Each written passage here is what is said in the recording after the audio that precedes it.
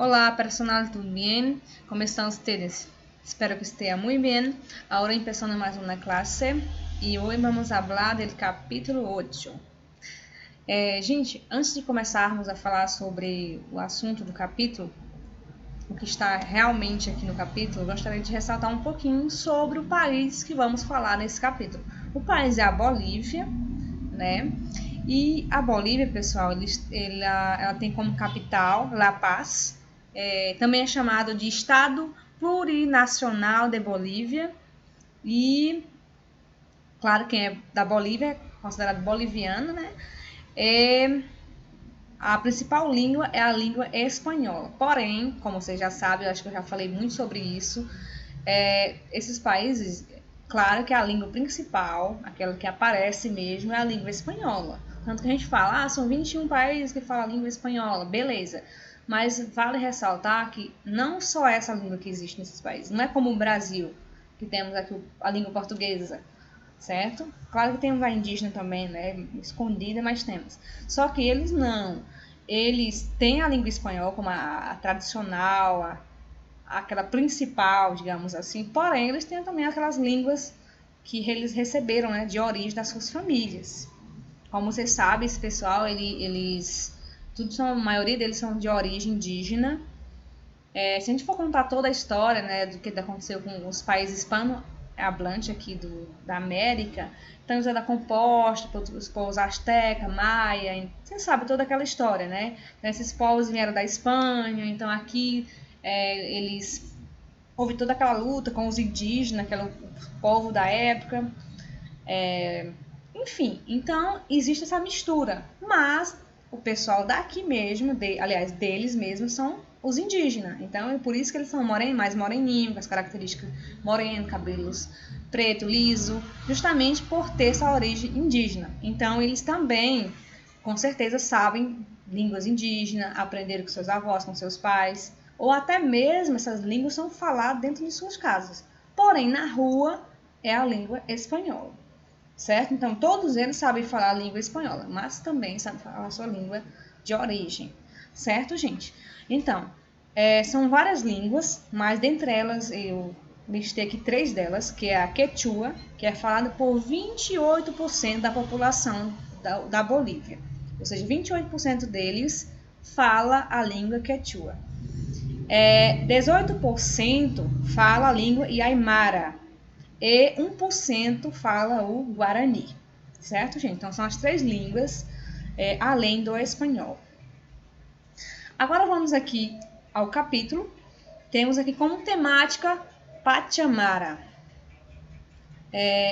E aí, pessoal, o que vocês... Pachamama, aliás, o que vocês conseguem imaginar ao ver esse nome, essa temática? O que é a Pachamama? Né? Inclusive aqui já no início já vem assim, Pachamama, el origen e seu significado. Então aqui já dá aquela curiosidade, né, de saber o que é Pachamama. Mas só adiantando para vocês, claro que a leitura é com vocês, como é de costume. Mas assim, Pachamama, gente, é a origem de 2 nomes, que significa mãe da terra. Pacha, que significa terra, e mama, que significa mãe. Então é a mãe da terra, tá, pessoal? Aqui temos a foto. Pachamama para eles é como se fosse uma deusa, como se fosse o deus dele, aqueles que eles adoram, aquela que, não? Como aqui no caso pra gente, para nós aqui somos nós cristãos, né? É o Deus, nosso Deus mesmo. Então a Pachamama seria a deusa de los índios, tá bom, pessoal? Os bolivianos. Aqui, pessoal, vocês vão fazer a leitura desse texto. Depois vão ver a tradução dessas palavras. Aqui embaixo já pede direitinho a listazinha de quais são as palavras que vocês vão traduzir, vocês vão descrever aqui o significado, tá bom? Então façam a leitura desse texto. Aqui do ladozinho tem assim: sabias que em distintas comunidades ou pueblitos en la región andina boliviana es tradicional la realización de partidos de fútbol entre mujeres que utilizam como vestimenta la polleira. Polleira é tipo essa saia aqui, pessoal, entendeu? Então é normal lá para eles a questão deles jogarem futebol, as mulheres jogarem futebol de saia. Olha as saias que elas utilizam ali, abaixo do joelho, elas saionas, né? que é chamado de pollera, certo? Vamos aqui à próxima página. Aqui, gente, temos a música, como vocês sabem, né? Então, estamos falando de Bolívia. Eu Soy de Bolívia, uma música. Eu vou fazer o seguinte, hoje eu não vou passar a música no próprio vídeo, vou deixar o link abaixo na descrição. Vocês clicam e assistam para que vocês possam responder a atividade referente à música, tá bom, pessoal? Então, vamos ver bem aqui sobre a música.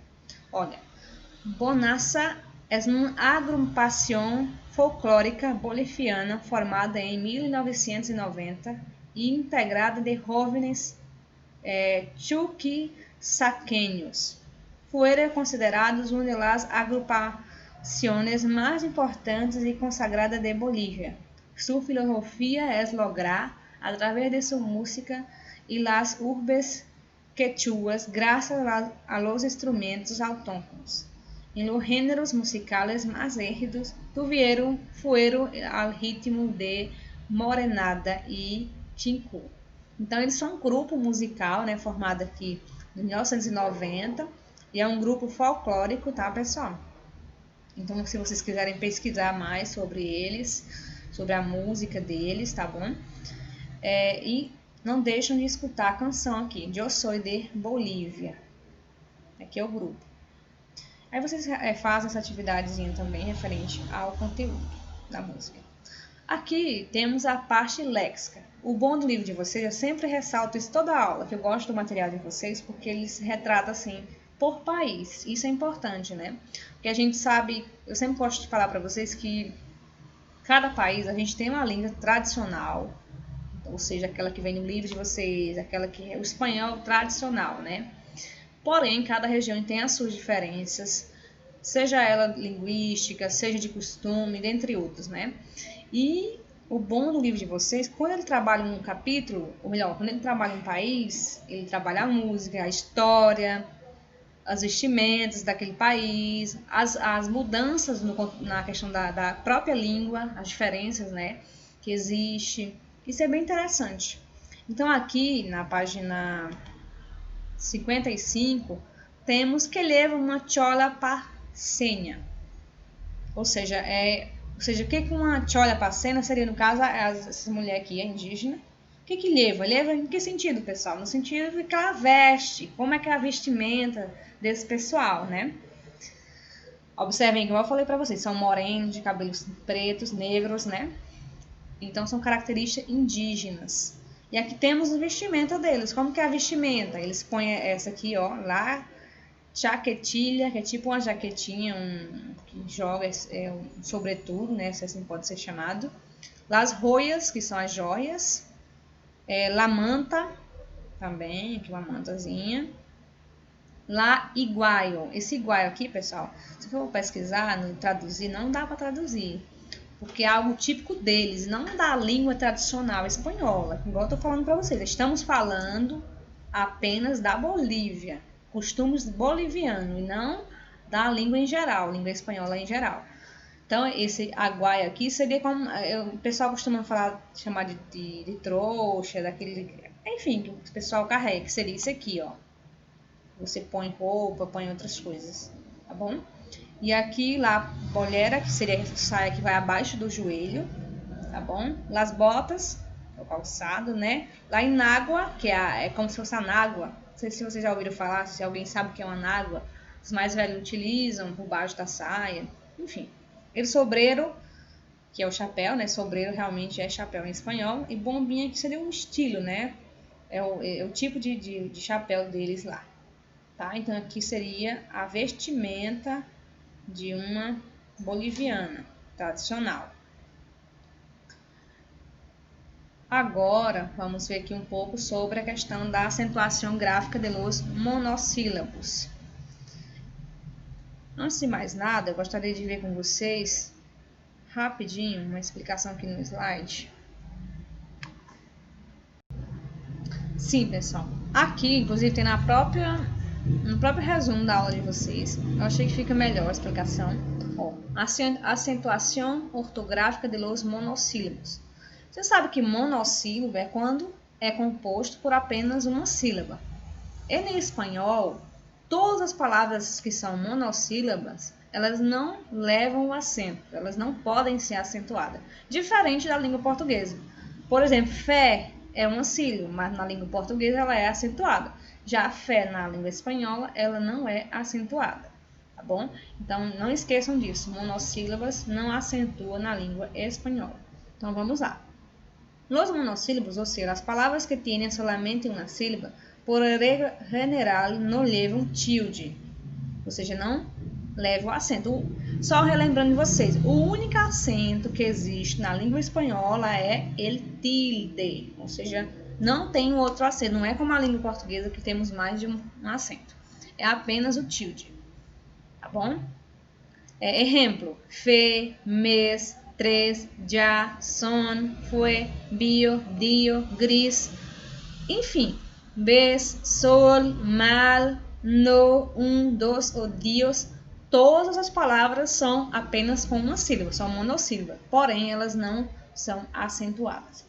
Como toda, já há uns casos em que ocorre o tilde diacrítico, que é o tilde que permite distinguir palavras com idêntica forma, pelo que pertencem à categoria gramatical diferente. É o que eu quero chegar agora, gente. Presta atenção. Existe... Vocês já observaram que tanto o artigo ele, que significa o, não é? Quanto ele, que no caso é um pronome, é um sujeito, pronome pessoal. O pronome pessoal, ele leva o acento, que é o ele em espanhol. Já ele, que no caso é o pronome, o artigo, ele não leva acento.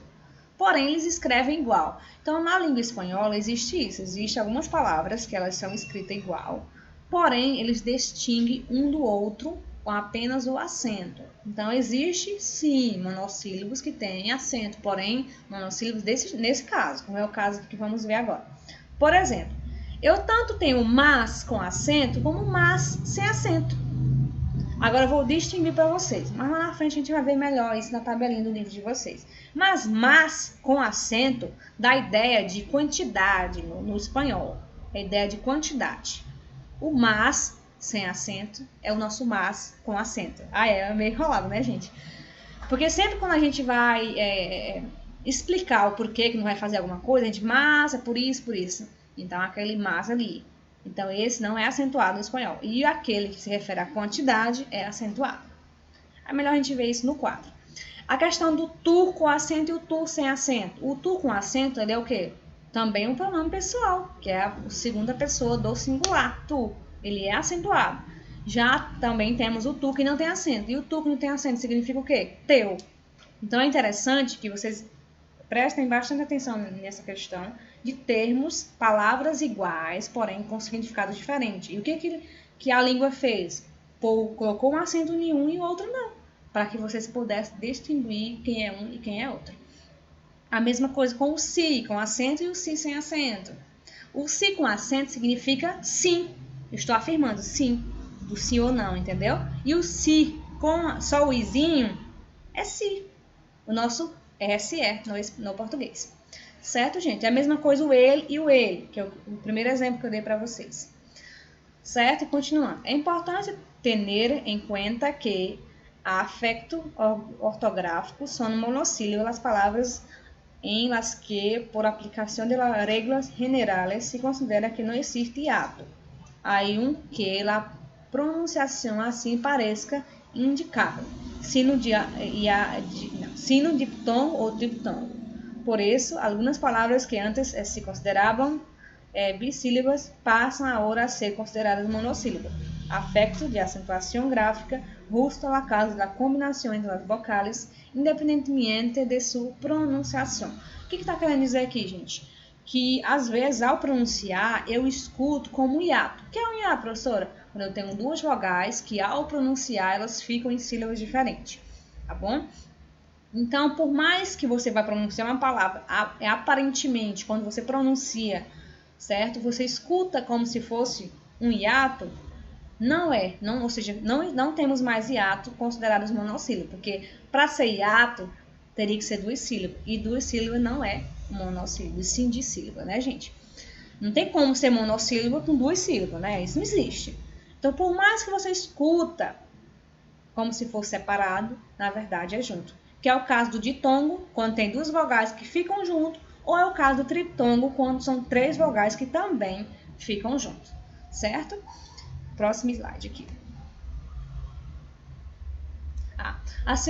Continuando, a acentuação ortográfica de los monossílabos.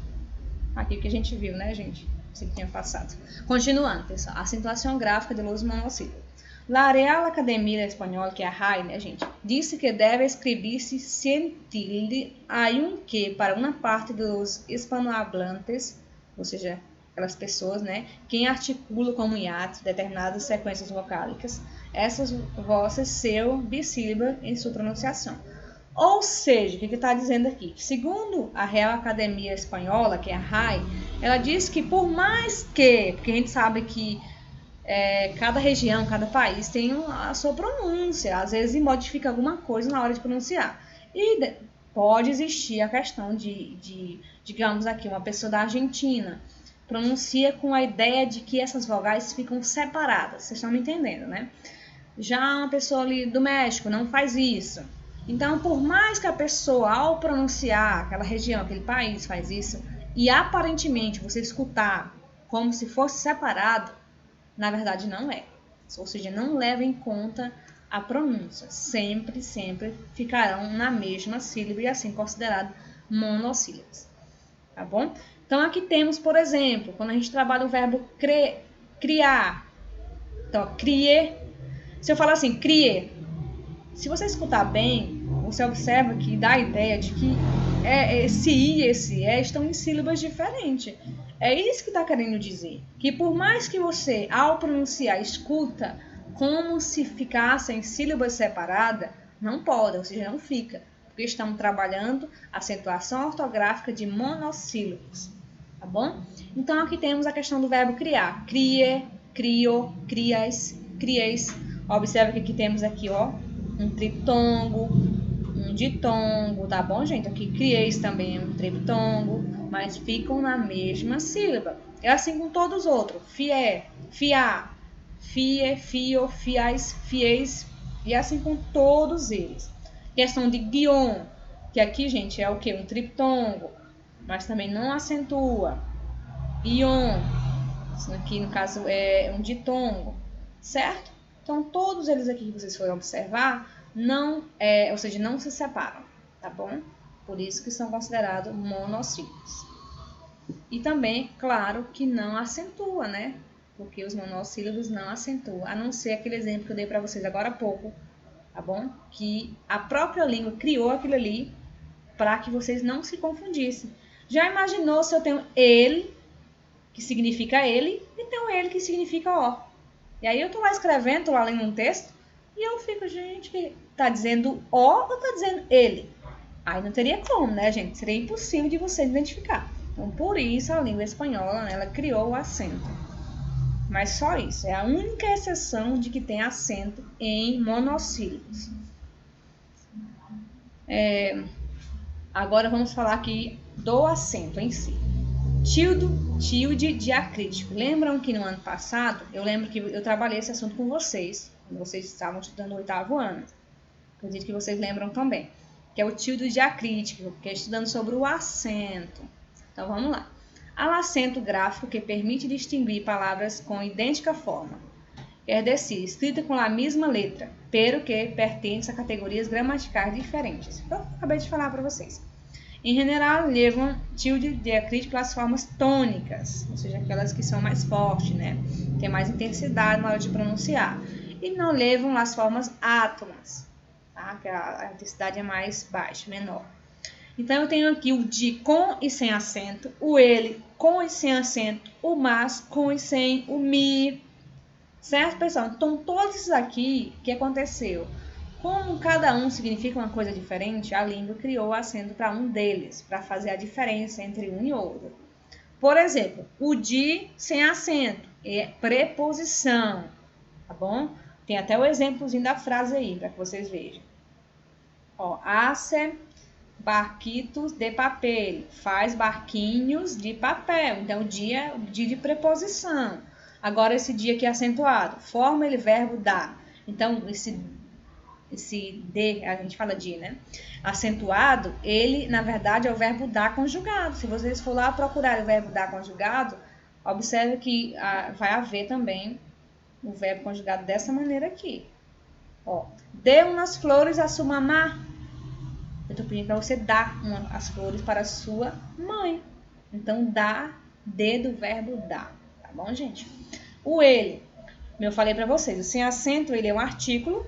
Ó, ele problema está resuelto. O problema está resolvido. Então, o problema. Então, esse ele significa ó. Quando eu venho aqui para o acentuado, que é um pronome pessoal, ó, ele se hace responsável. Ele se faz responsável. Ele, já de pronome pessoal. O caso do mas aqui também, que eu já até falei para vocês. O mas, que ele não tem acento, ele dá a ideia de conjunção adversativa. Ó, me gostaria, mas não poderei. Ou seja, me gostaria, mas eu não posso. E o mas é um advérbio. Ó, tu falda és mais bonita que a minha. Tua saia é mais bonita, mais de quantidade, beleza, entendeu? Da ideia de quantidade. Que a beleza da saia dela é mais do que a da outra. É isso que eu quero falar para vocês. O mas acentuado da ideia de quantidade. Tá bom? Então, ele é um advérbio. E o mi, aqui, no caso que não é acentuado, ele dá a ideia de possessivo, de posse. Juana es mi hermana, é minha irmã. E o mi com acento é um pronome personal reflexivo. A mí no me gusta bailar. É um pronome reflexivo. Tá, pessoal? Agora vamos voltar aqui para a gramática novamente.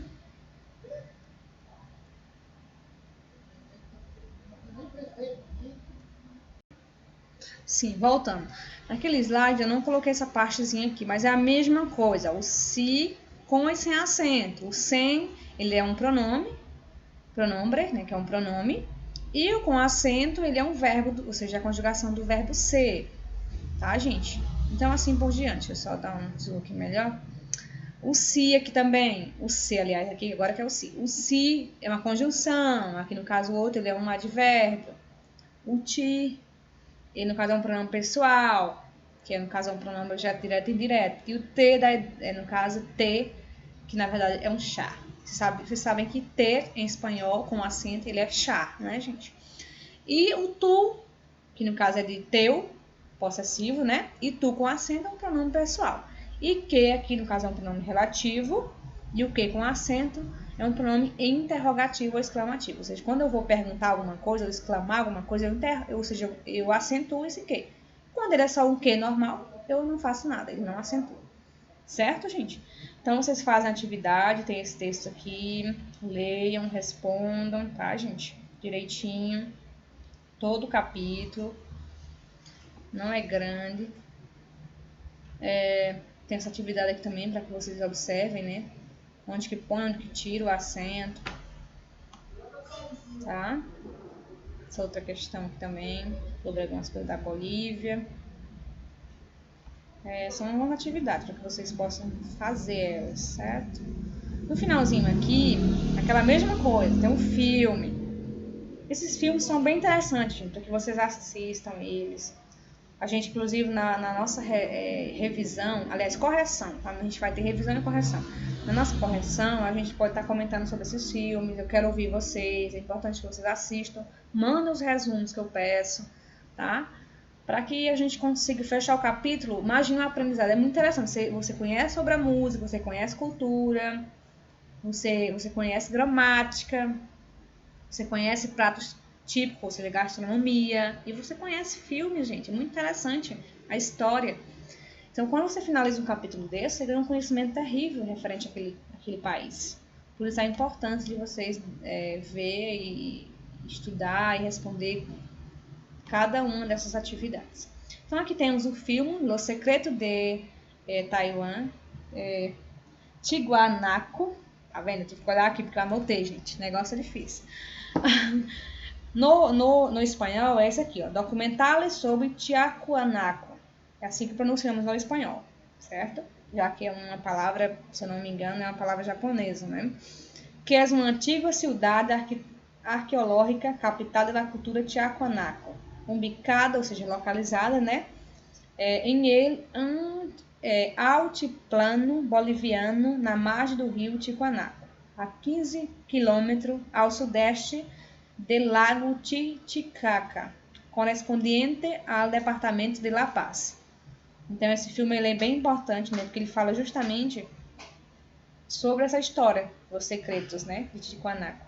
Então, vocês assistam o mesmo procedimento, resumo de acordo com o entendimento de vocês. Não é o resumo, vocês pegar o resumo na internet, copiar e me entregar. Não é isso. Vocês vão assistir o que entenderam, vocês vão descrever um resumo. E no finalzinho, como sempre, eu peço para vocês a conclusão, tá bom? Pois é isso, gente. Ótimos estudos para vocês. Qualquer dúvida podem me procurar, tá ok? Um abraço e hasta la classe, na próxima semana. Ok? Um abraço para vocês.